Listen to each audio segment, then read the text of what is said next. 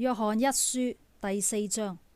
親愛的弟兄啊，一切的靈你們不可都信，總要試驗那些靈是出於神的不是，因為世上有許多假先知已經出來了。凡靈認耶穌基督是成了肉身來的，就是出於神的。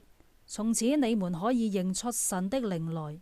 凡靈不認耶穌，就不是出於神，這是那敵基督者的靈。你們從前聽見他要來，現在已經在世上了。小子們啊，你們是屬神的，並且勝了他們，因為那在你們裏面的，比那在世界上的更大。他們是屬世界的，所以論世界的事，世人也聽從他們。我們是屬神的，認識神的就聽從我們，不屬神的就不聽從我們。從此我們可以認出真理的靈和謬妄的靈來。親愛的弟兄啊，我們應當彼此相愛，因為愛是從神來的。凡有愛心的，都是由神而生，並且認識神。沒有愛心的，就不認識神，因為神就是愛。神差他獨生子到世間來，使我們藉着他得生。神愛我們的心在此就顯明了，不是我們愛神，乃是神愛我們，差他的兒子為我們的罪作了挽回祭，這就是愛了。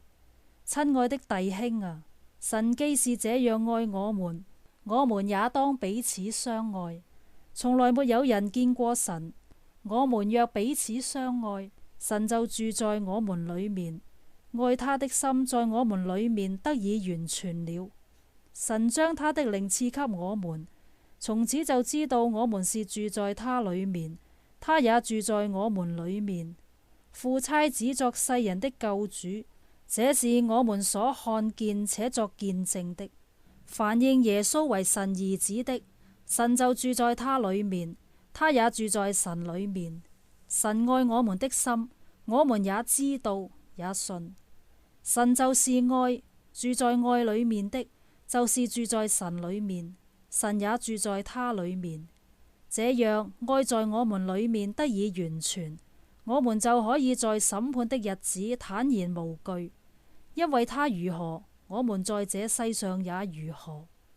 愛裏沒有懼怕，愛既完全，就把懼怕除去，因為懼怕裏含着刑罰。